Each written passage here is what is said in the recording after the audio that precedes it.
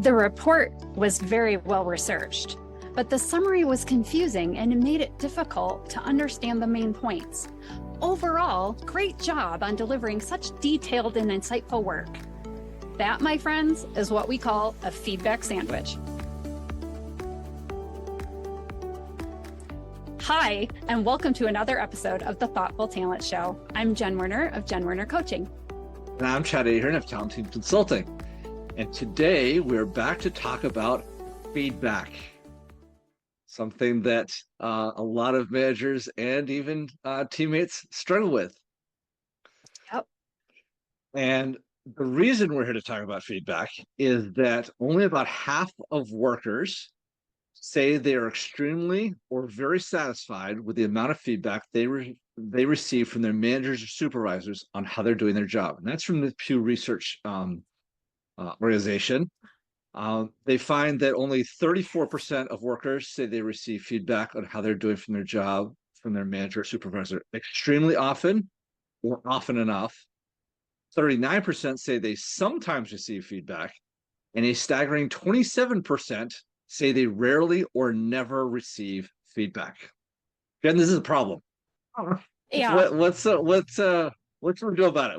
Where should we start? I liked your feedback sandwich in our intro. Let's talk about that to start. Yeah. Oh, absolutely. So the thing about the feedback sandwich is that in the process, like we've used this so much, it almost becomes like something that we just do out of habit. Like it's been served up so often that a lot of times when we hear someone give us like some accolades for something, we're like anxiously awaiting the, oh God, here it comes. But what's happening? So while the original intent of the feedback sandwich might have been to share some positive and some constructive feedback with you, maybe even in an attempt to soften the blow of that constructive feedback, it can be confusing. Right. So those receiving the feedback sandwich might not fully understand really what they even need to improve on. The constructive part might have gotten completely lost in the hoopla of the feedback sandwich. And then it also can reduce trust. So if positive feedback is only given in an attempt to soften the constructive criticism that's coming, that praise may be like felt as insincere. And if you've listened to our last episode on recognition, and like we know this is a problem, right? So we want that feedback always to be sincere. So, whether you caught the last episode or not, maybe go back and listen to hear about the great ways to give recognition. But the feedback and recognition, regardless of which one we're talking about, it needs to be clear and definitely sincere. And I would also say, I would add to that, if you're like me, how often are we usually getting the feedback, right? It's usually just when there starts to become a problem or a recurring problem. And right. I think one of the reasons we're going to be talking about this today is that the idea around feedback is that it should only happen in those instances. Whereas really, it should actually happen much more frequently, and it's really an opportunity for growth. It's, hey, I'm continuing to see you make progress. These are a couple places where, maybe things are falling a little short, but I still see growth opportunity for you. I think that's one of the things that we're going to talk a little bit more about, but it's one of the reasons why I wanted to have this conversation with Jen is that so often leaders hold that feedback until either critical moments or just when things have gone horribly wrong. And the research is starting to show that it needs to be much more frequent and much more immediate. When we start to think about providing that feedback. It also shouldn't be prescriptive, right? Feedback shouldn't be about telling somebody exactly what they're doing or how to do it. It should be about helping them discover what they can do better and then helping them on that path. A conversation.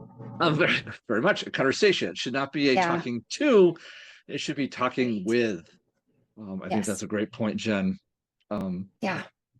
So do you have some Your take on this in terms of sort of how you've experienced feedback, or what you'd have to say about Yeah. this? Well, and so like I go back to a lot of the stuff that we were, just learning about, even that we talked about during our Gallup at Work summit recap that we did earlier this year. So I'm really excited to be diving back into this with this episode, because I think it all starts from that, like, planning the conversation, and that we need to assume that everybody got up this morning like hoping to do their best work, that no one got up like expecting that they were just going to do a bad job, and hopefully they're not setting out to do a bad job. If we're engaged, if we're ready to do our work well, like our intentions are always in good place. So I think it goes back to those conversations we were having, even with the trust episode. Every episode, I think we've had a lot of this, like, assume the positive intent.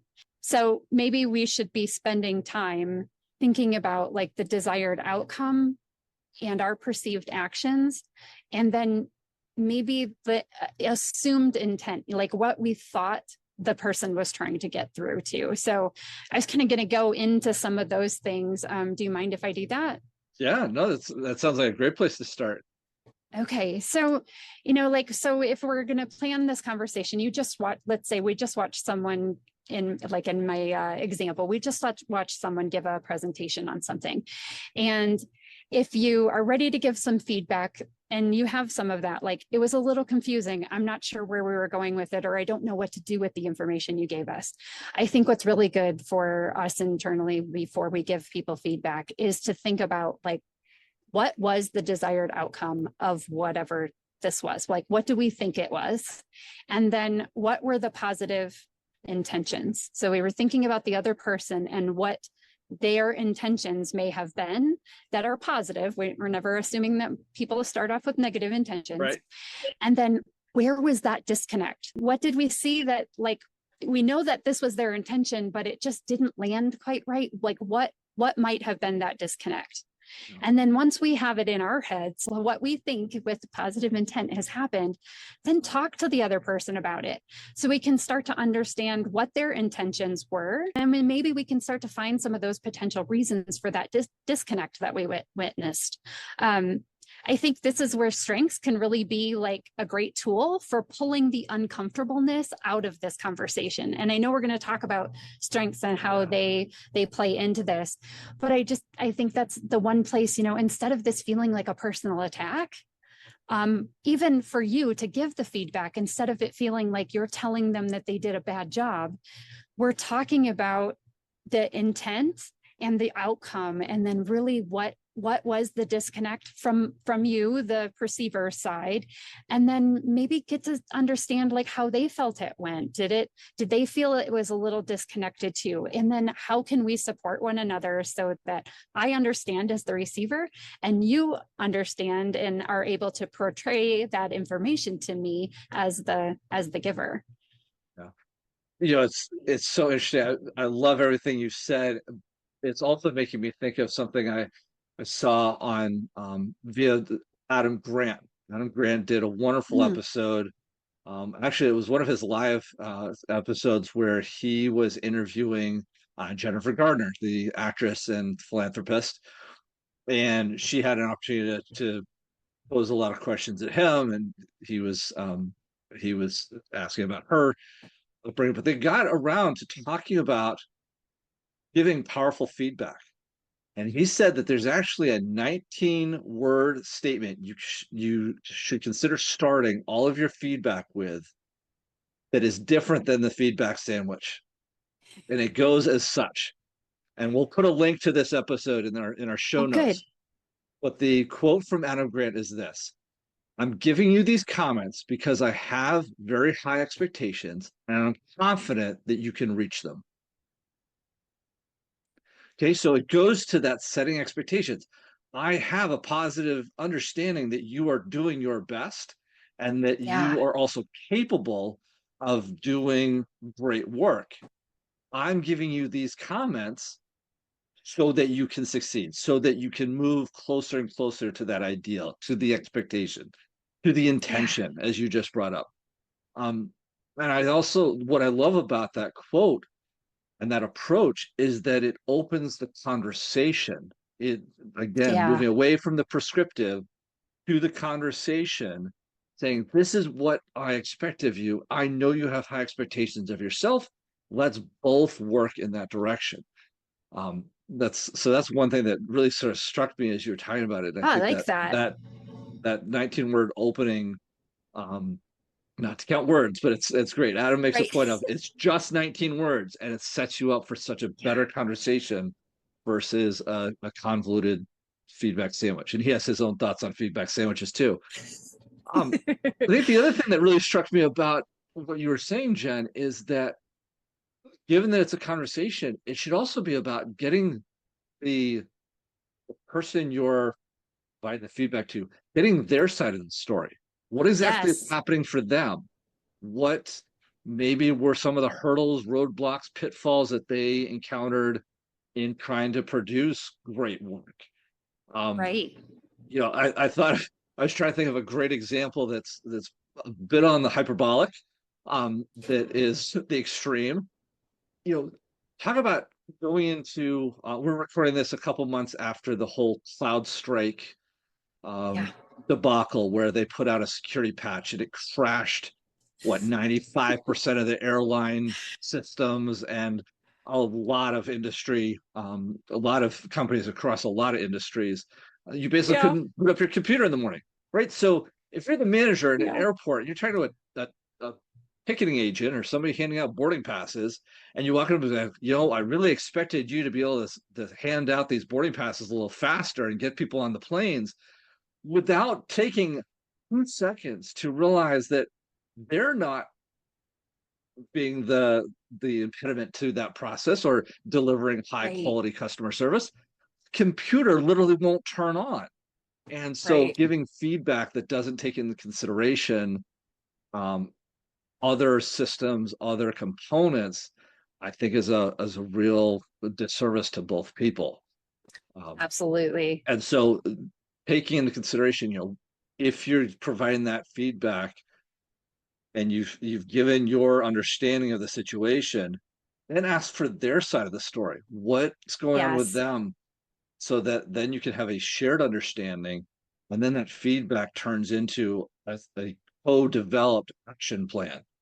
I Right. know this is something that you and I do a lot of coaching on when we are working with individuals and teams. That how can you come together for a shared action plan coming out of a discussion like this? How Right. does the feedback then help you develop a new plan or a new process? Looking at new systems.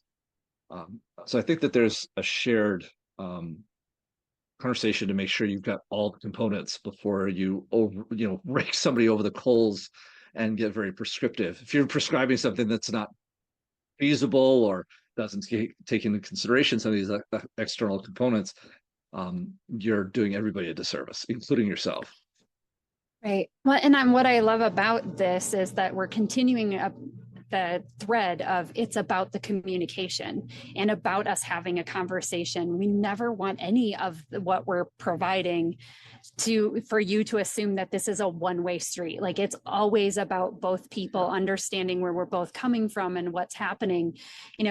You as a listener may be hearing one thing, and them as the presenter may be saying something completely different, and it doesn't mean that either of us are wrong. It's our perceptions of it, and until we have that conversation, we can't possibly know what's really going on with the other person. So that's Yeah. why I love this, because it is continuing that thread of it's about communication and having those great conversations.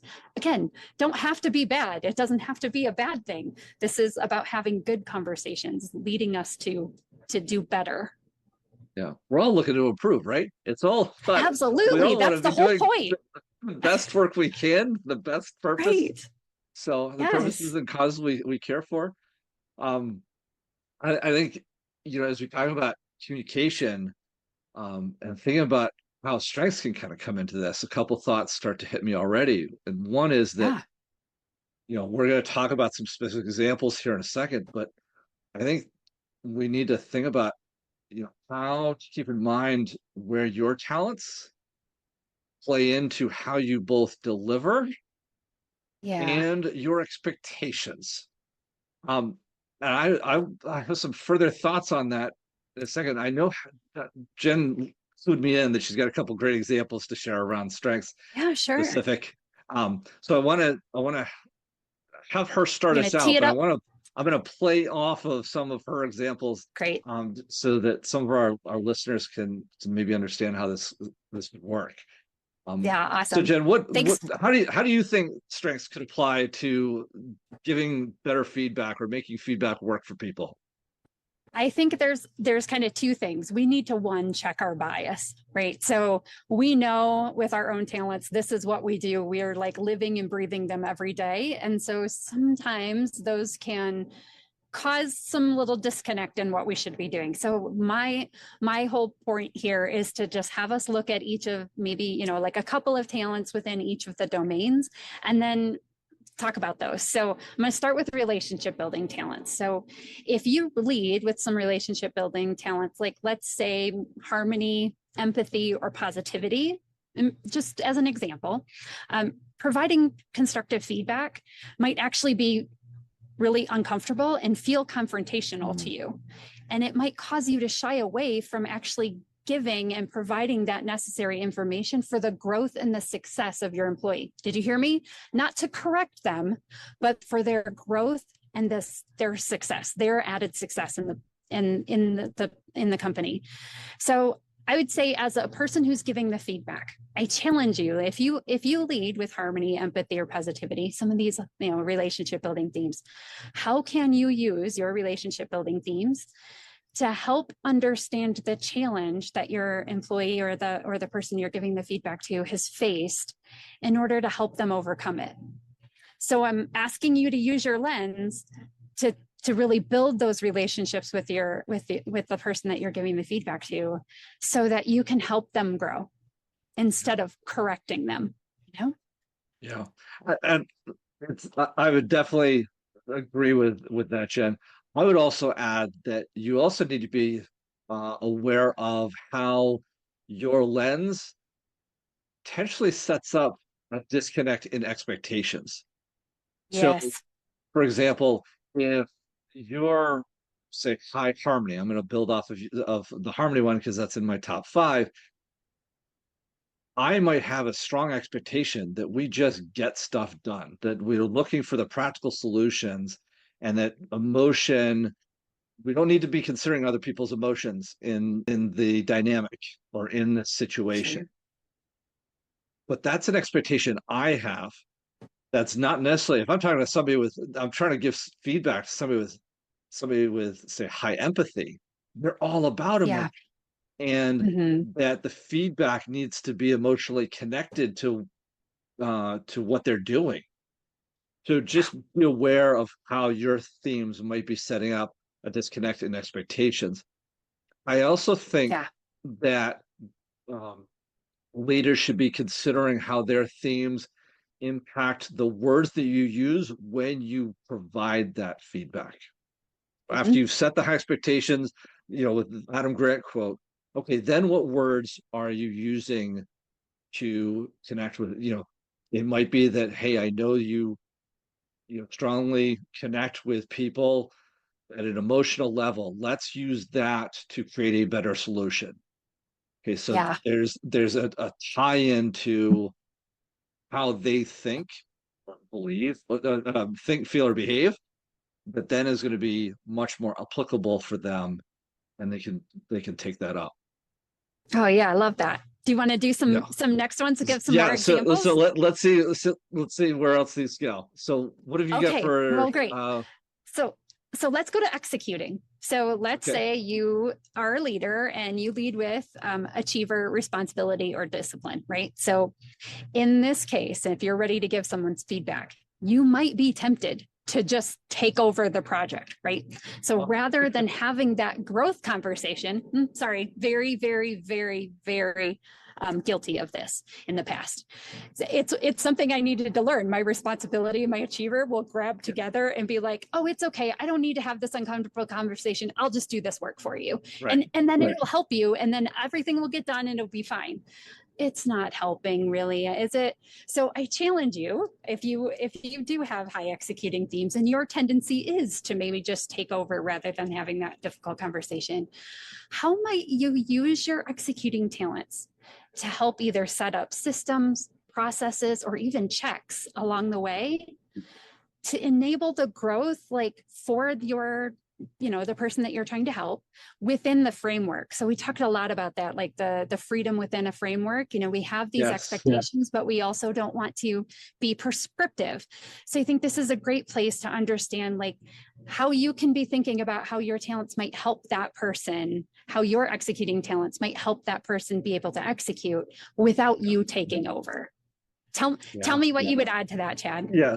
So I think from the expectation side, we're right back to, the difference in, high level expectations or difference in expectations. So I know you have high achiever. I've got a strong sense of discipline is my number 6. I've got responsibility number 3, very similar to yourself. We likely have very high expectations for getting things done, maybe a significant level of stamina, willing to work long hours, take things on. We've talked about our plates being full in previous episodes. Yeah. That's the norm for us. That may not be the norm for somebody we're trying to give feedback to. And so again, if you are high executing, you're trying to provide feedback to somebody that is maybe taking something a little slower or more considerate, maybe that they're back in that relationship building, empathy, and they're really being considerate of people's emotional levels around change or the process that they're trying to do, or as we used in our example, the report that they're trying to give. And we're like, just get it done, get it done, get it done. That feedback coming from that lens isn't going to be super helpful. So again, we need to check the bias, switch the lens, okay, and then think about what words can we use that are going to be more resonant with somebody with some of those other themes, because we're going to want to use words like get into action, get it done, right, have a process, and that might not be where that other person's coming from. So again, open up the conversation so that you have a mutual understanding. I think using the words to convey your feedback in a way that's going to be most helpful to that person by understanding their talents is going to get your feedback across with a whole lot more success. Absolutely. All right. Let's go on to strategic thinking. So I picked on learner, input, and intellection for this one. We know that these 3 tend to come in little packs, whether it's, learner and intellection together or input and intellection. We know that these tend to ride together in little packs. So I pulled those together. So if you lead with these strategic thinking themes or others, you may be tempted to spend time gathering and pondering the information that you were given. Where might the disconnect have been? Spend a little more time in that kind of understanding and internalizing what you were hearing. And that could cause a delay in providing the necessary feedback that you really want to share. So for this one, I would challenge you to think about how could you use your strategic thinking themes, to ask questions to uncover what might be getting in the way for the employee. How could you maybe even help them zoom out to see the big picture? I know for me personally, with a lot of my executing themes, I get dug down into the details, and I might go too deep in some details and completely lose the rest of the audience because they're not down in the details with me. I need to pull myself back out. So I think this is a really great place for strategic thinkers to be thinking about, like, how can you help others see the big picture, like what they're doing and how the information they're giving can actually help everyone else if they're able to kind of have that ability to zoom out. What would you add? So first of all, I love that you picked on my probably favorite strategic thinking theme split, learner, intellection, input. I've coached a couple of people around this, so I have some familiarity. How'd I do? I think you did really well. I think it's a lot of it's strategic thinking themes. Sorry, say that 10 times fast. I know. do have a tendency to stay at that higher level. It's a bigger picture. And Yeah. then, the mismatch of, I actually love that you picked on executing as the one that you might be giving feedback to, Yes. because this again is where I think there's a high probability of maybe a mismatch in expectations that people with learner, intellection, input. I would also extend it to strategic. Um, Yeah. there have two others just running through my head right now. Analytical, that are looking at that big picture, and they might have an expectation that people, as they're doing the work, that are executing friends, Jen, myself Yep. included, are so focused on the work that they're not necessarily looking at the big picture, but people with those strategic thinking are expecting them to consider that Yeah. bigger picture, and they're just not there. No, Flipping right. that though, check the bias. What words are you Yeah. using to give that feedback? You need to now speak, even if you're thinking at the strategic level, you need to be able to give feedback in a language that somebody would say executing themes is going to recognize. So once you've set the expectations, thought about the bigger picture, maybe helped, as Jen pointed out, help them understand the bigger picture, but then Yeah. provide that feedback with words or sentences that are going to be very action packed. How are we going to do this? What does achievement look like? What are you committing to? How can we make a commitment to make this process smoother next time? All of those are very action oriented, even though you're coming from a strategic thinking domain. You need to be able to speak in that language. Yeah, I love So, that, Chad. And yeah, this is that one that I'd say when I get feedback, this is the feedback I want most often is for those who have strategic thinking talents to pull me back out of the details so that I can see the big picture.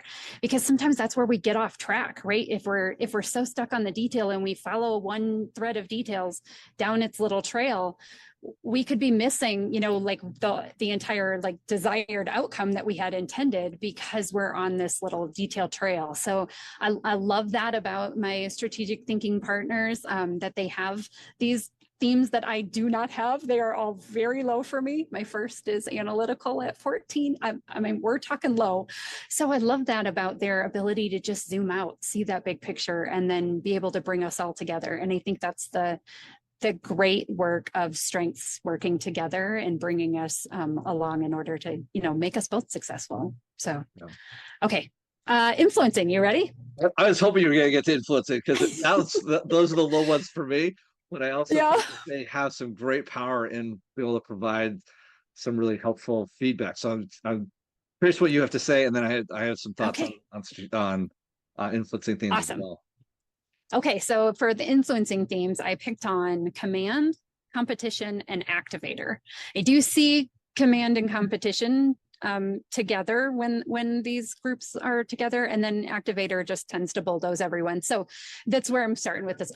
As an activator, I can say that I'm not picking on you, activators. We know who we are. Okay, so you may be tempted, right? So we're in the middle of this presentation and you see that it may be going off the rails somewhere. You may be tempted to jump in and at the first sign of an issue and then try to lead that, as opposed to waiting to see, like, does the person get to where we're going? Are we getting there? Do they have the necessary information? So we might be just tempted to just jump in both feet. We're going to fix the issue and push people along. And again, I'm going to use that. Like, I know we mean well, but we do tend to push people along, and that's not the best way to do that, right? Like we would hope we're pulling people or walking alongside.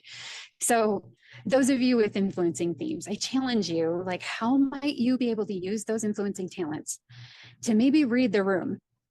Because you may be ready to push on and push people forward, but the rest of the room may not be. They may be at the same place that your presenter, let's say, is. So take a moment and be curious. What questions might you be able to ask so that you can provide encouragement to the person who's providing the information, but also ensure that that alignment is there? Yeah. Chad, what would you ask? So you're touching right on those expectations, right? Mhm. People with those high influencing themes are going to have certain expectations. When you were listing off the small list of themes there, competition, command, activator, I was immediately thinking of, maximizer or Mm-hmm. significance, wanting it to be perfect and having an expectation of, being superb, not just great, but superb, Yeah. that A plus plus plus sort of level. Um, Yes. People with those themes are going to have high expectations, and therefore the feedback could be coming from that place of, well, you didn't meet Hmm. my maximizer level um, of product. Okay, you know, cool your jets, make it a Right. shared conversation again, check your bias. Um, and then think about, okay, how can you switch that around? How can you use your themes to, accurately portray that, we're all in this together. We want it to be the best product possible, which hopefully is feeding that maximizer or helping that maximizer feel like they're making a contribution. But then also think about, what language are you using? I was thinking, when you were running through that list, of significance. Significance is all about making a really strong impact on people. And Mhm. so somebody with significance is going to give feedback of, we really want this to have an impact and a legacy. And that's why we really want this to be fixed or rectified so that we are having a great impact. Versus somebody with harmony, if they are giving feedback to somebody with harmony, it's, I want to provide feedback to you because I know having a consensus and this be a very practical solution for you is going to be important, right? Yeah. So we still get to the importance part, we still get to high work quality, but through two very different lenses, and just being able to check those biases, reset the expectations, have the shared conversation, Yeah. as those with influencing things, because I know they love to get people going and want to have the best product out there. And a Right. lot of them are self-assured. There's the self-assurance also falls in that domain. Yep. That can really impact how feedback is given, the expectations behind it, and then the words that you use. And just sort of reset and think about that language that's going to resonate with the person you're giving the feedback to.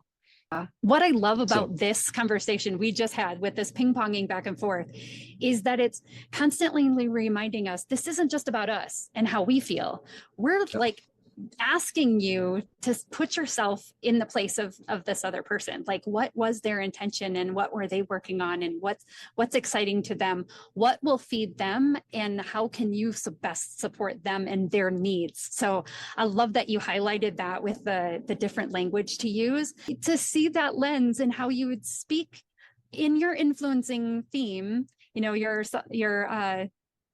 oh my gosh, self-assurance theme, and then speaking to somebody with harmony, and just different use of those words, what a major difference it could make in helping that person accept that feedback and understand, like, we have good intentions here.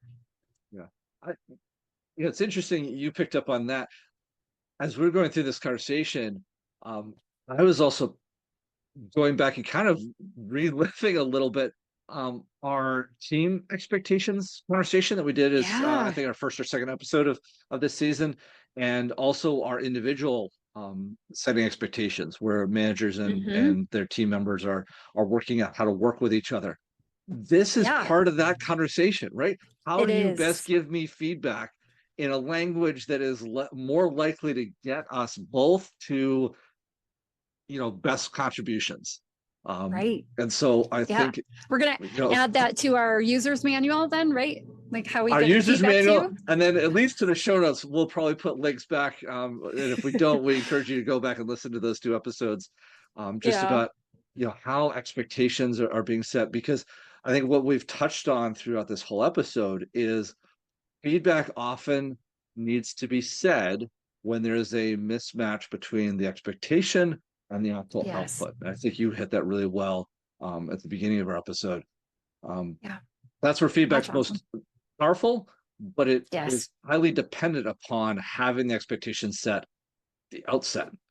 You can't Right. hold somebody to a goalpost that you keep moving on them project by or project. never told them, or Or never never, told them where it was. Yeah. right. If you don't define the field, right? Again, my Yeah. sports background's coming in here, but if you Right. don't just put the lines down on the soccer field and put the goals at certain ends, nobody knows where to dribble the ball or where to put Right. it as the end result. So, yeah, I Yeah. think it's really Yeah. important to make sure that you're painting those, because then that then makes the feedback fit in a field of context, right? We Right. can Yes.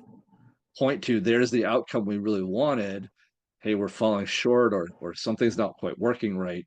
How can we rectify it so that you do end up in the goal or accomplishing the task um, Yeah. going forward? So I Chad, we love this spent a for lot of time. Yeah, we spent a lot of time, even just within that strengths conversation. I think we were talking about and touching on some of the things that managers could do differently. At least start some of the ways that we could use our strengths to have these conversations and have yeah. it take some of that stigma off of, or uncomfortableness off of, like, oh, I have to tell them that they didn't meet my expectations, Yeah. and hopefully it's because I just didn't define them well, and it's not something they did wrong. But so what could leaders maybe do differently? Yeah. What some tips and tricks you might have about what leaders could do differently about this feedback? So I have my individual thoughts on this are also backed up by some research. So Gallup Good. and Gartner Consulting have done some research on the best practices around feedback, and they are definitely not the feedback sandwich. So I think the first thing leaders should do at a very elemental level is drop the feedback sandwich. Hopefully, we've started to give you some tips and tools. Talking about strengths is one. I think there are three parts that really make feedback really effective. And these are, again, reinforced by the research from Gallup and Gardner. One is it should be frequent and non-episodic. So it's not just in the instances of, hey, that project got screwed up, or you screwed up, or the system didn't work the way it was supposed to, or you didn't meet our expectation.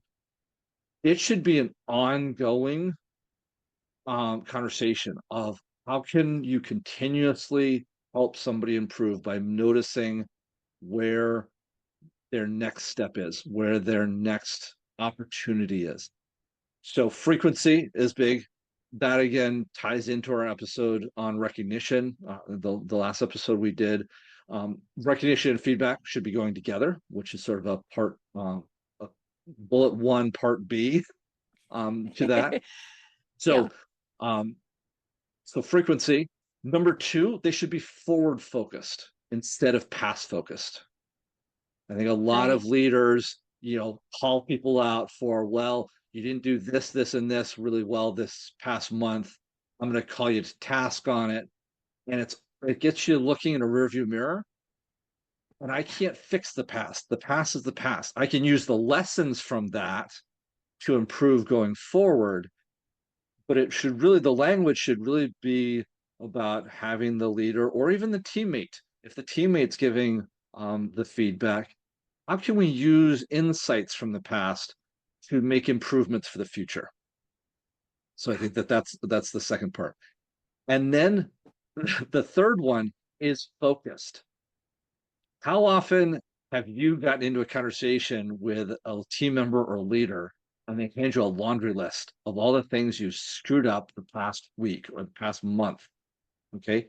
It becomes overwhelming at times for a lot of people, and especially if you're not a leader that's used to doing this, or you're only having check-ins with your people, once a month. Yeah. You're bringing a whole agenda of a laundry list of things that need to be rectified.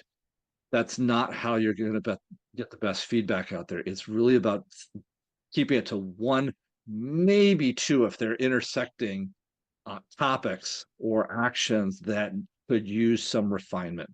And again, I don't say fixing, I say refinement. But Yeah. the feedback should be focused. And then tied with that is they should be relatively immediate. It goes to kind of an intersection of the focused and frequent. You should be having these conversations as the situations come up, not holding on to them for a month-long review somewhere down the road. That feedback should be coming as close to the event as possible, but maybe not in the middle of it. Like you were mentioning, in the middle of a presentation, that is not the time Right. for a team leader with maybe some of those influencing themes or maximize, with maximizer, to stand up and try and fix it or call it out right there in the moment. But maybe 30 minutes after that presentation's over, you have a chance to have a 10, 20-minute conversation, figure out what needs to be tweaked, and then move on. But yeah, Yeah. keep it focused. I Those are love, those are the Chad, big your ones. I love your like conversation about like that this needs to be like happening regularly. I don't know how many times like at a year-end review, people get this whole giant laundry list of things they've done. And then you go from like you thought you had a great year to now they've just told you everything you've done wrong. And it might have been like the first time you've heard that, out of anyone is, and if that's the case, holy cow, do you have issues? Like these are conversations we should be having regularly because it's about growth. And I think that's like the biggest takeaway from what I just heard you say is that, this needs to be about growth, not about fixing the past, but about growth for you. Like we're hoping we're going to encourage you to grow. Like when this feedback is given, it's not to put you on the defensive or to hurt your feelings or to tear you down. It's honestly to just help you grow. Like that's where we need to be coming from as leaders and others giving feedback. But yeah, it definitely shouldn't be this full laundry list of things. I love those 2 points. Yeah. Did you have anything else? I think the only other part that I would touch on, and I kind of already started to bring it up, is that so often we think of feedback coming from just our immediate manager, or maybe the boss's boss, right? The Yeah, person right. that you handed a project off to have delivered by a VP or president or even a senior associate or something.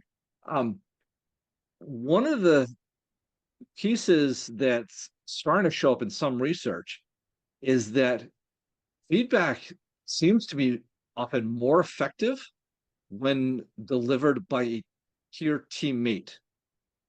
So instead of it coming top down, it's coming across. It's, hey, I'm sort of in your shoes. I noticed this, and this is a place where you can grow. Again, refinement and growth versus sort of vindictiveness and reprimands. It's having that intention of wanting somebody to be successful and to grow overall from a sense of feedback. But I really Yeah. think that Oh, I we love need to that. start thinking about teammates and being able to have open conversations with the best intention that I'm helping you, you're helping me, we're all going to help each other. Um, there's more and more research, again, from places like Pew, Gallup, and Gartner, that all seems to be kind of tying together um, that we should be having peer conversations. Well, and I think sometimes it might be easier to hear some of these like feedbacks from a peer, someone who's Yeah. been there before, has lived it, has like made that mistake. Let's say it was a mistake. Let's say they've made that mistake before and they're like, oh, I've been there. Sorry about that. Like you could try this next time, and sometimes that peer to peer is way easier to have and hear it from a peer as opposed to hearing it from your manager that you like completely missed the mark. Right. Yeah. You also Yeah. normalize the culture of feedback. Feedback Yes. is no longer something to be feared, or that you're being taken to, still saying taken Yep. out, you know, behind the woodshed and a good talking to. It Yikes. normalizes a culture of growth and helping each other, and that Yep. feedback is something not to be feared but to be welcomed, because you're all trying to grow together and you're all trying to perform at your best. um, I think Yeah. that's the other part that I love from what you just said, is you're normalizing it, because it's not just the manager always kind of dumping down. It's your teammate working in collaboration with each other. Right. Yeah. Normalizing these conversations, Yeah. we're like focusing on our talents. We're leading with positive intent. We have these Yeah. like ongoing conversations then about how we could all do better together. Like it's not just about like what I could do better. It might be, like, hey, I noticed this But I also noticed that you did this. How did you do that? Like, how can you give Yeah. me some feedback of like how I might, be able to grow and do better and this in this instance, so we start to learn and we're more open to share with someone when they're going to be like, yeah, I've been there, screwed that up before. Like I'm happy to help you, so that that doesn't happen to you. Yeah. I think the maybe biggest thing I have for this, Chad, is like, I just want us to be curious. We need to ask questions, offer encouragement, and try to normalize this feedback, so that it's a combined effort of like trying to get to the success of whatever it is we're doing together, as opposed to this like fix it for next time conversation. Because I like that you kept going back to that. I'm not asking you to fix the past, but I am hoping and encouraging you to grow so that, we can all be better.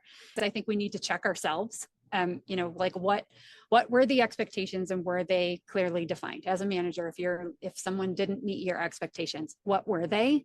And did you actually clearly define them?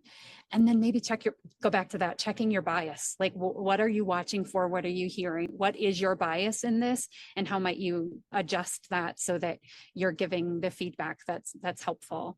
And then I'd say ask, so like, where do you feel that you've struggled here? Like if they don't see it, like maybe just asking some questions. What are some resources that you might need so that I could help you be set up for more success next time? And how could I better support you? Looking at the needs and your talents, like how could I better support you moving forward? I think we covered a lot when we're talking about strengths of, the bias part Yeah. is really impactful. And it's taking that pause. I think what you're really getting at is taking the Yes. pause. We're so apt to, oh, that thing got screwed up. We have to fix it immediately and jumping right into action, especially if you're like Jen and I, with a little bit more of an executing bend to how you approach work or the Yep. relationships you're trying to build. Um, Take the pause. As Jen said, check yourself and then ask. Use that pause to formulate a couple questions. Okay, what else was maybe contributing factor? I can't tell you the number of times where I've had feedback provided to me, let's call it nicely provided to me, only Yeah. to find out that the person hadn't taken a second to consider that the system, like the computer systems that I was using, had essentially let not just me, but the people I was trying to provide information to. That was Yeah. the fail point. It wasn't something on me. It was that the system had Yep. essentially provided us inaccurate information, or the information wasn't in there in the first place. And so I think, taking that pause and finding out, okay, what else is going on here? It's not just about the person right in front of you. What else are they interacting with, or who else are they interacting with that might be contributing factors? I'm not looking to provide that person an out or a justification or provide Right. excuses, but just let's look at a bigger picture than just the person right in front of you. Yeah, and I so appreciate you like bringing back that point. Like, what else might be going on? So, because you're right, in the instance that you shared, like with the airlines and everybody's computers wouldn't boot up and no one can get on a plane. It is so easy to point to the problem you see, but what's the problem you don't? So, Yeah. I love that. Yeah. Yeah. So I think I'm just going to reflect back a few things just to make sure we hit the high points for our listeners. I think it's Sure. one, feedback's got to be ongoing and continuous. It's got to No be more focused. sandwiches. Yep, no more sandwiches. Forward thinking. This is about refinement versus fixing. Focused. Keep it to one, maybe two things at a time. Keep in mind your biases, particularly as they intersect with your talents and how those are impacting your biases. So go through your strengths reports and look at what are your expectations, what are you looking for versus what people are delivering, and is that leading you to give maybe even unnecessary feedback because they're still hitting their goals, they're just not hitting it the way that you would expect to. Right. As a receiver, if someone is giving you feedback, assume that this person is coming to you hoping to provide you feedback because they want to help you, support you, and encourage you to do better, or to be better, or for all of us to look better. So I don't want anyone to be like put back on the back foot, feeling defensive, to be having hurt feelings. I think we need to assume that the receiver is giving you feedback because they only want to see you grow. Excellent. Well, as our listeners consider this episode, I'm going to keep encouraging them to keep playing to their strengths. And be uniquely you. If you like this episode, we encourage you to like, follow, and subscribe to wherever you find your podcasts.